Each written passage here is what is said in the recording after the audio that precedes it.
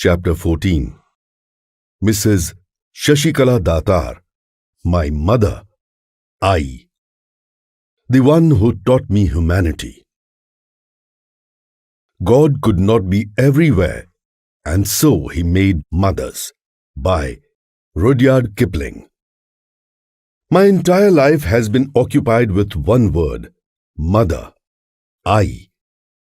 I feel that every particle of my body is filled with her.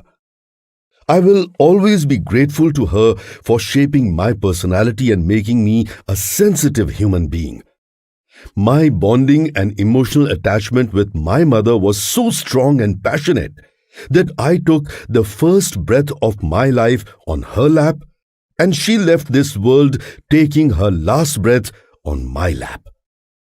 She was my first teacher, who inculcated faith, patience, honesty, and perseverance in me, with which I am traveling on my life journey. In fact, she herself was a manifestation of these values. She was like the spring of humanity. My mother Shashikala, at the time of her marriage, was 16. She was too young to play the role of a housewife. Being the youngest child in her family, she had been pampered by her parents and two elder sisters named Suman and Kumud. The elders affectionately kept her away from any hard-working household activity and allowed her to play with schoolmates throughout her adolescence. That is why, unlike other girls, she couldn't attain proficiency in cooking even at the age of 16. Unfortunately, I had to listen to taunts and rebukes from her mother-in-law for this imperfection. My parents' marriage was an arranged one.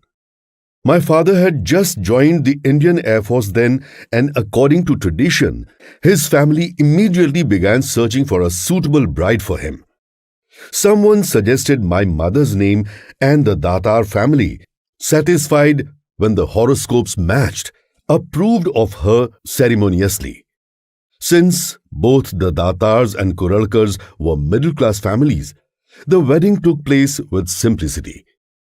Within a week after marriage, Baba left home to resume his duty. Thus, I started off her marital life with loneliness. Her relations with her mother-in-law unexpectedly turned sour.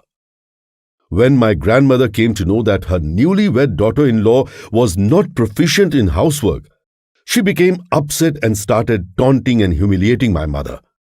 Since my grandmother's nature was fiery, I preferred to remain tight-lipped.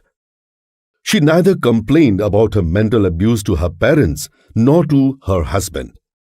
She spent 2 years patiently in this unpleasant atmosphere. Another strange reason for her suffering was that she hadn't managed to conceive for 2 years after marriage. In those days, it was generally expected from a newlywed couple to have their first child in the very first year of the marriage. But my grandmother seemed to be a little impatient. When I didn't manage to conceive early, she began questioning her fertility. I was under so much mental pressure that she prayed to our family deity. She vowed to perform rituals if she became pregnant. Perhaps the goddess might have heard her prayer. At last, she conceived. She kept her word, and even in the last month of her pregnancy, she climbed a nearby mountain with determination to reach the temple of the goddess and perform the rituals. Soon, she delivered a baby boy. That is me. My grandpa was not happy with the treatment his wife was giving to her daughter-in-law. He might have given some advice to Baba. Baba was then temporarily transferred to the Patiala air base. He took my mother and me with him and came to Patiala. At last, my eye got some relief from the abuse and a smile returned to her face. She spent the next 2 years happily in Patiala. While there, they had another little baby. He was named Sanjay, my younger brother. Patiala has always been known as a prosperous city famous for its quality food and nutritious milk products. Sanjay and I became healthy babies in the climate of Patiala. When Baba again got posted in Mumbai, I was determined to learn the art of cooking. My elder aunt Vimal, who was settled in the same city, had excellent culinary skills. She happily agreed to teach I. I learned not only tasty cooking, but also the art of good housekeeping from my aunt. She attained so much proficiency in cooking that even simple dishes made by her with few ingredients would turn out to be amazingly delicious. She inculcated good discipline in us, like always respecting the food and never wasting any of it. I remember an incident. When I started running our company, I was once invited to discuss some business alliance. The client was a wealthy businessman. Our meeting was set in a luxurious hotel. The person preferred to meet over lunch. He ordered a large variety of expensive dishes, drinks, and desserts, including various delicacies of eggs, chicken, mutton, seafood, accompanied by wines and ice creams. I thought it unnecessary to order so much food for only 2 people. I couldn't express my disapproval as I was a guest and moreover a small trader. What really hurt was that my host tasted only a few bites and the leftovers were thrown out. The incident reminded me of a touching memory. Baba had been working for a Dubai company. When the project was finished, he was discharged. He searched for a new job and another company employed him. Before joining, he came to Mumbai to visit. Unexpectedly, his company didn't grant him a visa in time and he had to spend the next 6 months in unemployment. The situation in our home soon became grim. All his savings were spent on daily expenditures. Finally, a pathetic moment came when there was no grain in our cellar and no money in our pocket. But my parents remained resilient. They had encountered such challenges in the past. I had the habit of storing some grains and pulses for any adversity. That day she managed to draw a fistful of rice from her grain bank and cooked simple but delicious dal rice for us. She made us pray before taking the first bite and said, "Boys, life teaches us in many ways. Only a hungry person understands the value of bread. We should always thank the Almighty and respect our food whether in adversity or prosperity. Remember, never waste a single grain as it is enough to feed an ant." I have never forgotten her words. Even today, our family and company follow the strict rule of never wasting food. I taught me self-respect. In my school days, I was once invited to attend a banquet. Just before the meal was served, an elderly person came to me and arrogantly asked me to vacate the seat. He said that the first batch of the banquet was exclusively reserved for prestigious guests and I should better wait for the second batch. I couldn't tolerate the insult and returned home disappointed. With tears in my eyes, I told the entire story to my mother.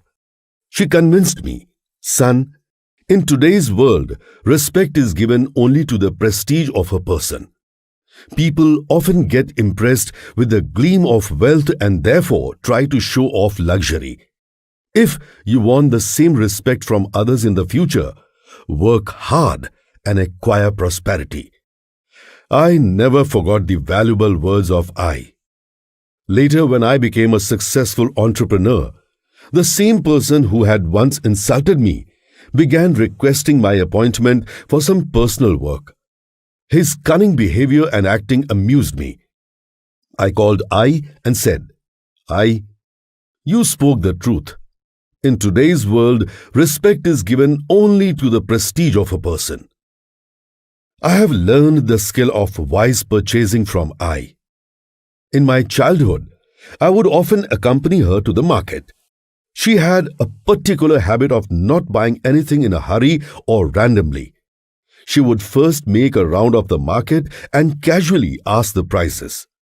She would make an assessment of price and quality of the commodities and then make her purchases through bargaining in another round. This way, she always ensured to buy quality commodities at reasonable prices. When I entered the business field, I adopted the same technique which helped me in supplying pure, clean, and authentic food products to my customers. It was I who, from my school days, encouraged my interest in business. We were living in Mumbai and I was a student. There were many tamarind trees and ber, Indian jujube trees, in our MES campus. I would easily climb the tree and bring home luscious green tamarinds and ripe bers. One day, the idea of selling the extra tamarinds clicked in my mind, and I did my first exercise of salesmanship. I supported this activity for some time, but one day she abruptly asked me to stop. She said that the exercise was enough to learn the value of hard work and henceforth I should concentrate on my studies. She cautioned me not to be influenced by the gleam of easy money, a value that I still follow. I had to discontinue her school education halfway due to poverty, but later she acquired a lot of wisdom from the open school of life. Her thoughts were visionary and valuable. I remember that after my marriage, she kept insisting to me to purchase separate accommodation on my name. When I asked the reason, she explained, "Son, there are 3 reasons why a person should build his own property in an early age. First, it boosts the confidence of a person, provides him permanent secured shelter, and creates the pride and pleasure of ownership in him. Second, it is the best investment as one can earn a steady income of rent by leasing it or can start his own business from there. Third, ancestral property is in fact a gift or favor from the elders to their heirs, which is not considered as a true achievement of the person. I expect my sons to be self-reliant and not dependent on anyone, even their parents. My mother not only advised me, but gave 500,000 rupees from her own savings as an initial investment. I took a bank loan and purchased a flat in Thane near Mumbai. I's words came so true that within a couple of years, the prices of homes escalated more and my flat became worth thrice of its original price. I then sold it and bought a new spacious flat in a prime suburb of Mumbai. I, apart from being an affectionate mother, was also a friend, philosopher, and guide to me. I had the habit of sharing everything with her as she was compassionate and understanding. My father was strict, disciplined, and hot-tempered. Hence, I would prefer to approach my mother first in any matter. She loved me a lot and helped me at every crucial juncture of my life. One day I asked her what her expectations were from me, and she smilingly replied, "Son, parents don't expect anything from their children. They just hope the next generation will follow the right path and continue their parents' legacy." When I passed away, I was beside her. I was crying and telling her to recover from her illness. She asked me to put her head on my lap and murmured, "My son, you have made us proud throughout life and fulfilled our expectations. Carry on our legacy and continue your journey with honesty, and you will never lack anything. This is my blessing. I pray that our family deity will always be with you."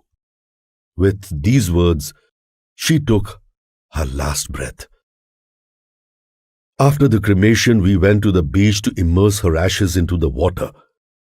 I was remembering her intensely. I folded my hands looking at the sky and prayed, I will follow your example and take care of Baba and our family. Bless me always."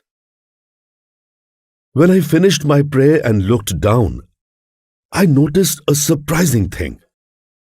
A garland of fresh flowers floating on the waves had wound around my feet. I wondered, if there was nobody near us, where had the garland come from? Perhaps those flowers were blessings from another world. My eyes filled with tears. Friends, a mother's love is the purest of all and unmatched in its strength. Those who experience it for a long time are fortunate, and I am one of them. I would like to quote a few lines from a famous poem by Patiala. God made a wonderful mother, a mother who never grows old.